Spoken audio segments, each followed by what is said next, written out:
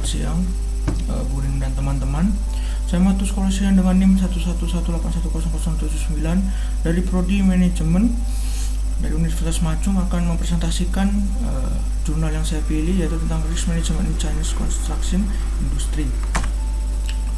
Yang pertama adalah latar belakangnya dibagi tiga. Yang pertama adalah research konstruksi di negeri China. Jadi untuk jurnal yang saya pilih ini, dia lebih menganalisis bagaimana kondisi konstruksi dan risikonya di negara China, karena menurut dia di negara China itu merupakan negara yang memiliki ekspansi ekonomi yang cukup tinggi. Yang selanjutnya adalah untuk studi kasus yang diambil, yaitu ada tentang proyek konstruksi 3 ngarai TGP di negara China. Jadi proyek ini sendiri merupakan proyek terbesar dalam hal pembangkit listrik tenaga air, karena bisa dilihat dalam investasinya itu bisa sampai 2,4 miliar dolar. Untuk metode yang digunakan yaitu dengan metode wawancara dan kuesioner. Jadi untuk responden yang digunakan pada penelitian ini yaitu 115 responden dari bidang yang berbeda-beda. Tujuannya adalah untuk bisa mendapatkan hasil yang lebih akurat. Yang selanjutnya adalah identifikasi risiko. Itu ada 5 risiko yang terdapat di hasil penelitiannya. Yang pertama adalah risiko kualitas. Jadi risiko kualitas ini lebih ke kualitas para pekerja. Jadi risiko ini merupakan, bisa dibilang, risiko yang paling dipentingkan bagi perusahaan. Habis itu selanjutnya adalah risiko komunikasi. Risiko komunikasi di sini merupakan bagaimana tingkat komunikasi antara para pekerja di perusahaan. Jadi semakin tinggi resikonya, berarti komunikasi ini betul-betul merupakan resiko yang paling penting. Dan bisa dilihat dari hasil penelitiannya, tingkat komunikasi di perusahaan ini masih sangat rendah, karena dengan besarnya proyek ini seharusnya dengan komunikasi yang baik perusahaan bisa menjadi lebih baik lagi.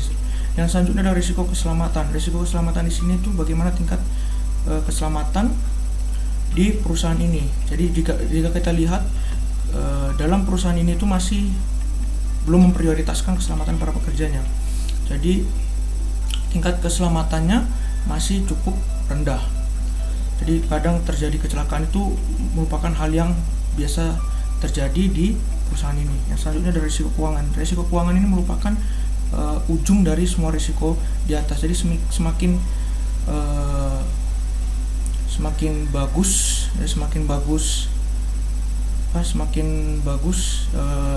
kualitas komunikasinya, nanti risiko keuangannya juga akan mengikuti. Yang selanjutnya itu adalah koordinasi. Koordinasi ini lebih ke leadership.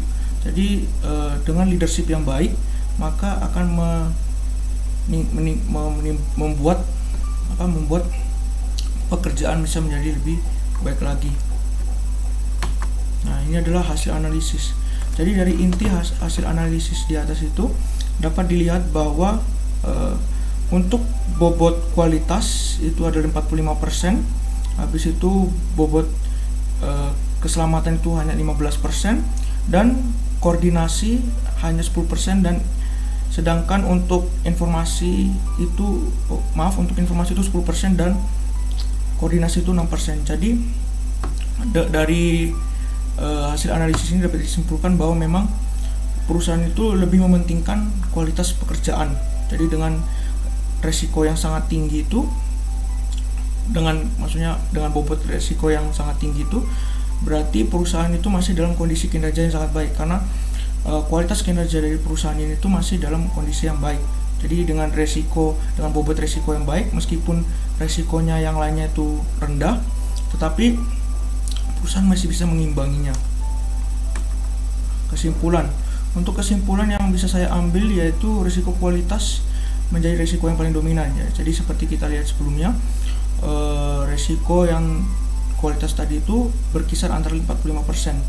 Tetapi tidak bisa dipungkiri untuk risiko keselamatan kerja itu harus dinaikkan. Jadi dengan tingkat keselamatan kerja itu harus lebih dipentingkan. Habis itu tentang koordinasi juga harus lebih ditingkatkan lagi. Tujuannya itu adalah untuk memberikan rasa nyaman kepada para pekerja untuk kedepannya. Habis itu yang selanjutnya adalah resiko komunikasi yang masih rendah. Jadi tingkat komunikasi di perusahaan itu masih terlalu rendah, dan hal ini bisa menimbulkan miskom bagi perusahaan. Meskipun memang kualitas pekerjaannya baik, tetapi kalau komunikasinya rendah, itu akan menimbulkan dampak yang cukup buruk bagi kinerja perusahaan ke depannya. Nah, selanjutnya adalah kurangnya pengetahuan mengenai manajemen risiko. Jadi sebenarnya manajemen risiko ini sudah banyak dilakukan di perusahaan-perusahaan, tetapi terkadang banyak perusahaan yang masih belum menerapkan manajemen risikonya secara lebih baik. Jadi dari kesimpulan ini bisa diberikan solusi, sebaiknya para pemilik usaha ini harus memberikan pengetahuan lebih tentang manajemen risiko, karena dengan bisa